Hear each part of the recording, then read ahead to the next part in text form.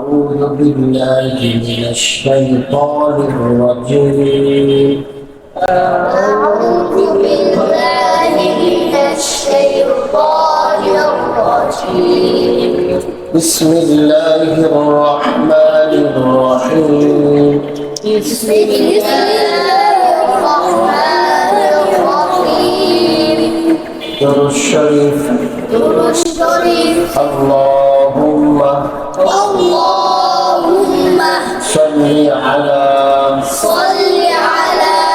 محمد وعلى آل محمد كما صليت على إبراهيم وعلى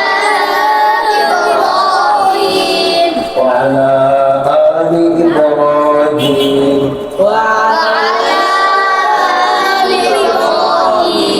إنك حميد مجيد.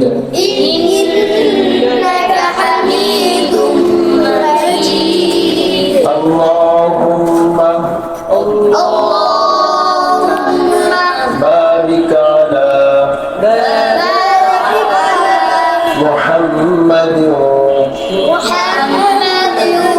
وعلى آل محمد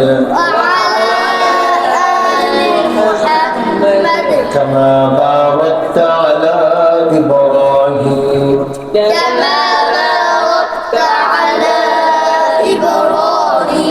وعلى آل إبراهيم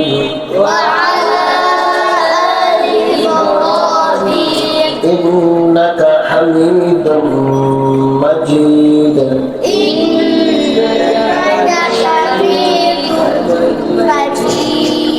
رب زدني علما رب زدني علما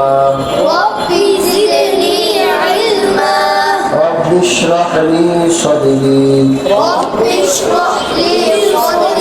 ويسر لي أمري واحلل عقدة من لساني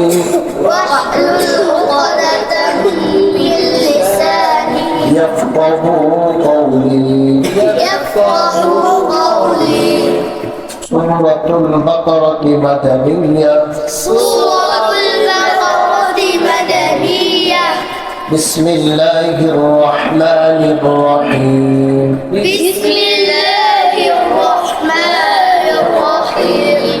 ألف لام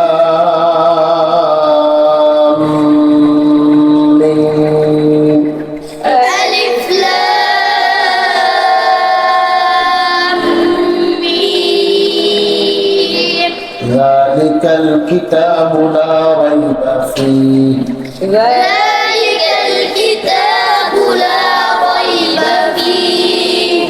هدى للمتقين.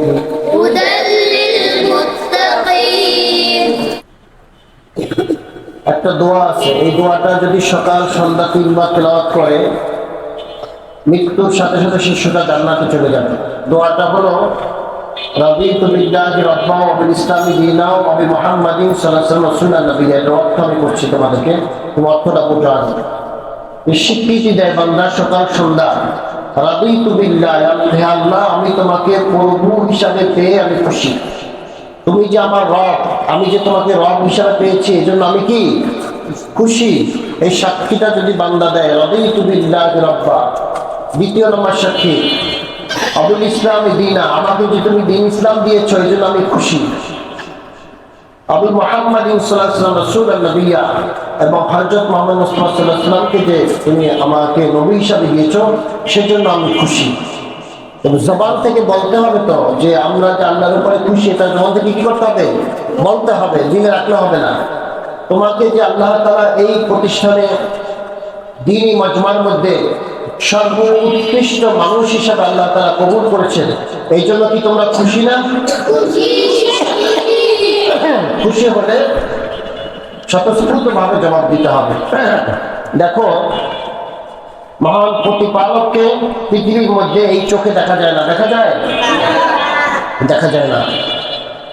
হযরত মূসা কালিমুল্লাহ দেখার জন্য আবেদন করছিলেন আল্লাহ তাআলা কাছে। একজন পয়গম্বর, জলিল কদর পয়গম্বর, আল্লাহর সাথে কথা বলতেন। আল্লাহ বারবার বলছেন তারানি ইয়া মূসা, মূসা তুমি আমাকে দেখতে পারবে না। মূসা বলছিল আল্লাহ আমার মনে চায়। আল্লাহ একটি পর্দার ঝলকানি, শুধু নূরের ঝলকানি দিয়েছিল, তা জানিতে পাহাড় পুরে সারকার হয়ে গেছে, মূসা ঢলে পড়ে গেছে। বুঝতে পেরেছ? কিন্তু পৃথিবীর বুকে আল্লাহ তাআলা একটা জিনিস আছে, যেই জিনিসটা আমরা ধারণ করতে পারি, সেটা হলো আল্লাহর কালাম। আল্লাহ কি? কালাম, আল্লাহর কথা। এই যে তুমি কথা বলো, কথা তোমার কোথা থেকে আসে? ভিতর থেকে না? আল্লাহর কালাম আল্লাহর ভিতরের জিনিস। কোথার জিনিস এটা?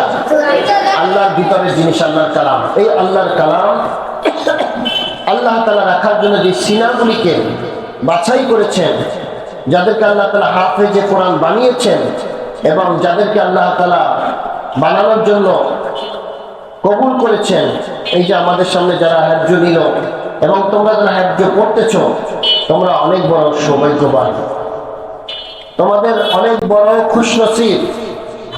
যে সমস্ত সিনাগুলি আল্লাহ তাআলা হাফেজের জন্য, কোরআন হেফাজতের জন্য কবুল করেছেন, আর যাদের সিনায় কোরআন নেই তারা কি এক? বলো এক? তোমাদের সম্মান আল্লাহ তাআলার কাছে অনেক অনেক অনেক বেশি। এই জন্য যে ছেলেগুলি এখন হজ্জ নিল, আমরা দোয়া করব এরা যাতে পরিপূর্ণ হাফেজ হয়ে, হক্কানি রব্বানি আলেম হয়ে আল্লাহ তাআলা দ্বীনকে এই পৃথিবীর মধ্যে আনাচে কানাচে প্রচার করার জন্য নিজকে নিজে আত্মনিয়োগ করতে পারে, সেজন্য আমরা সবাই দোয়া করবো। ঠিক আছে না? ইনশাআল্লাহ। আর আমরা দোয়া করব যারা হজ্জ করতেছে তারা যেন পরিপূর্ণ হজ্জ শেষ করতে পারে, এই জন্য আমরা দোয়া করব। তাদের অভিভাবক, এখানে যত ছাত্র আছে সমস্ত ছাত্রের জন্য আমরা কি করব? দোয়া করব। সকলকে যেন আল্লাহ তাআলা কবুল করে, এবং সকলের গার্জিয়ানকে যেন আল্লাহ তাআলা কবুল করে। সবাই আমিন বলো। মোনাজাতের মধ্যে আমিন বলবা। আর আল্লাহ তাআলার সাথে কাছে কানবা। কান্না আল্লাহ তাআলা অনেক পছন্দ করে। শোনো, দুই ভাই, এক ভাই বাবার কাছে একটা জিনিস চেয়েছে, বাবা দেয়নি, আবার চেয়েছে, দেয়নি, সে চলে গেছে। আরেকটা ভাই এসা বাবার কাছে এসা চাইতে চাইতে চাইতে বাবার জামা ধরে পেন্দে দিছে, বাবা তুমি আমাকে দাও, আমি না দিলে আমি যাবো না। পেন্দে দিছে, চোখের থেকে পানি পড়তেছে, বাবা চোখের পানি মুছাইতেছে, আমি কি বলতেছি, দাঁড়া আমি দিচ্ছি, আরেকটা ব্যবস্থা করতেছি, এখনই দিতেছি, এখনই দিতেছি। এই জন্য মালিকের দরবারে কান্না করতে হবে, আল্লাহ তাআলার কাছে চাইতে হবে যে আল্লাহ তুমি আমাকে এমন চোখ দাও যেই চোখ তোমার ভয়ে কান্না করে, আমাকে এমন দিল দাও যেই দিল অল্পতে আলহামদুলিল্লাহ বলে। ওই দিল সর্বোত্তম দিল। কোরমা পুরো বিরিয়ানি খেয়েও মুখ মুছে চলে যায়, মুখ থেকে কিছু বলে না।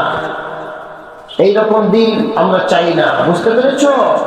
আল্লাহ তাআলার কাছে চাইতে হবে, এদের কান্না করতে হবে, মোনাজাতের মধ্যে কান্না করতে হবে, আল্লাহ তাআলার কাছে চাইতে হবে নিজের জন্য, নিজের বাবা মার জন্য, আত্মীয় স্বজনের জন্য। অনেকের বাবা মা অসুস্থ, অনেকেই দোয়া চেয়েছে।